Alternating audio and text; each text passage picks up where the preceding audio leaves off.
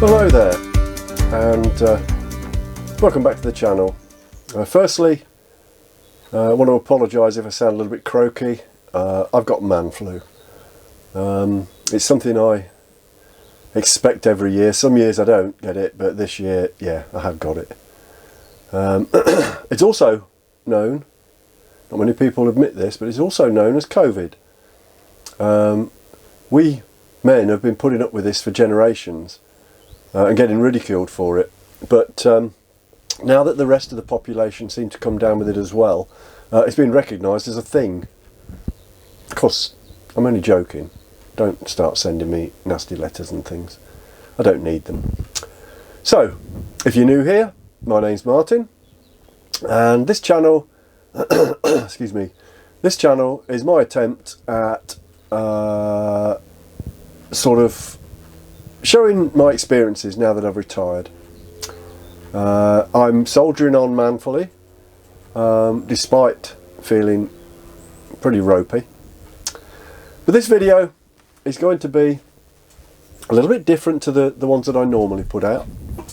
As I've travelled along the rivers and canals, I've been fascinated by the engineering and infrastructure that you see along the way. There's a heritage side of the canal life, with wonderful buildings and stuff. Then there are the bridges. They come in a huge variety of shapes and sizes and have been constructed with a wide variety of materials.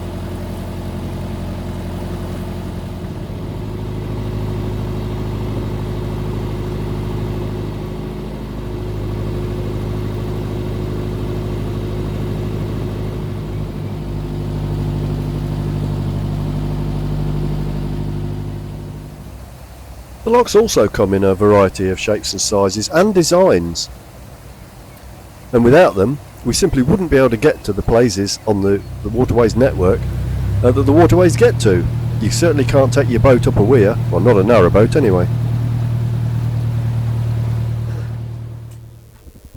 Now, over the last 12 months I've passed through quite a number of tunnels of various lengths in various locations. Whilst I was travelling through the most recent, the Blissworth Tunnel, it's actually quite chilly in here this morning, and dark. I sort of got to thinking, how did they manage to get them so straight? Now, I know a lot of tunnels have got kinks and bends in them, but they're relatively straight and they're relatively level. They don't seem to go uphill. You don't sort of run aground, or you don't get banged on the head by the roof. Well, that's not strictly true. You do in some cases. If you're not careful, you do bang your head. But they are relatively straight and level. And bearing in mind they were all excavated by hand with picks and shovels during the late 18th and early 19th century, it's pretty amazing. So how did they do it? After I'd finished my journey through the Blissworth Tunnel, I decided I was going to find out more about this. So I did some research. I went to the Canal and River Trust Museum at Stoke Bruham, and I also went online. Not surprisingly, tunnels are one of the most difficult aspects of canal construction. Canals would often terminate at major obstacles. Either they were too far to go around or too high to get over. Then the canal would resume on the other side of the obstacle. In the case of Blissworth, for example, cargo and horses would arrive at Stoke Bruham, or Blissworth if you were on the other side, and all the materials and cargo would be unloaded, and the horses would transport them over the top of the hill, and they'd be reloaded back on the other side. Now, Blissworth, being a long tunnel, nearly 3 kilometres, posed lots of challenges. As I've already mentioned, the tools were basic: picks, shovels and wheelbarrows, and miners were employed as expert tunnellers to carry out the work. The work began on Blissworth in 1793, and to add to the basic challenges, 3 years into the project, the navvies hit quicksand, and all work was abandoned, and a new, safer course was plotted. The tunnel was finally opened, and work was completed in 1805.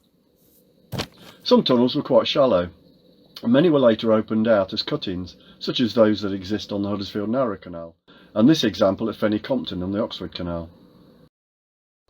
There are still a large number of tunnels on derelict and disused canals, although these are closed to navigation, and many have suffered from roof collapse and being blocked off for safety reasons. But how were these and many others excavated so straight and level? Well, firstly, the portal locations need to be established. Now obviously these are usually at the ends of the canal. Next is to establish a line of sight between the portals.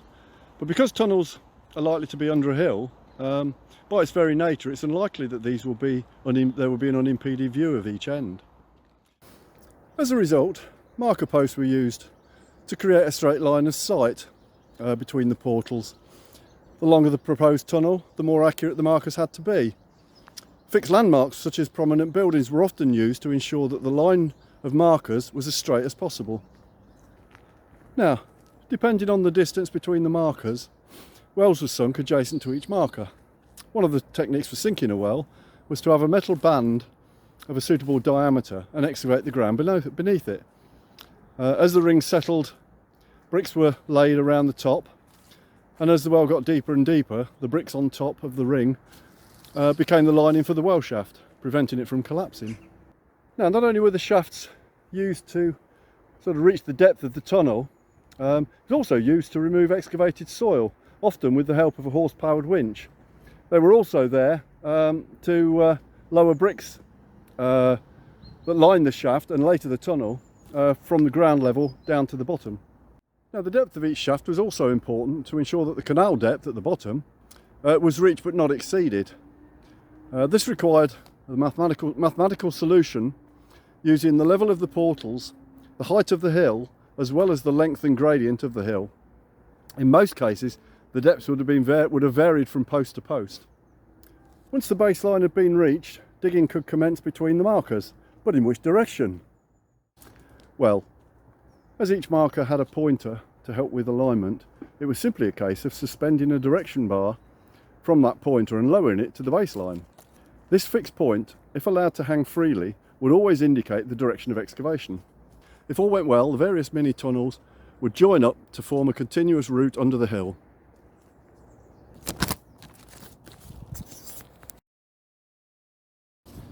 Now, many early canal tunnels were built without towpaths, as this would have created a much larger tunnel and as such increased the cost of excavation.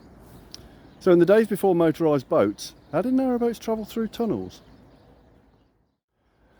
Legging it, that's how they did it. Now, on short tunnels, legging was carried out by the boatman or his crew. However, on larger tunnels, leggers were men employed by the canal company. They were paid 1 shilling and sixpence, that's 7.5p in today's money, each way through the tunnel. At Blissworth Tunnel, boatmen were often terrorised by unscrupulous leggers. So in 1827, all leggers were registered and they were issued with brass armlets to be identified. But what is legging it, apart from something you did as a kid when you were caught scrumping apples? As you can see, a legger would lay on their backs on a legging board and basically walk a narrowboat, often weighing in excess of 40 or 50 tonnes, through the tunnel several kilometres long. I think if that was me, I'd want more than 7.5p, wouldn't you? Anyway, if you've got this far, thank you very much. If you aren't already, please subscribe to the channel. It doesn't cost anything. If you want to know what I get up to next, then ring the old bell. And if you've enjoyed any part of this, give us a thumbs up. Okay, till next time, see ya.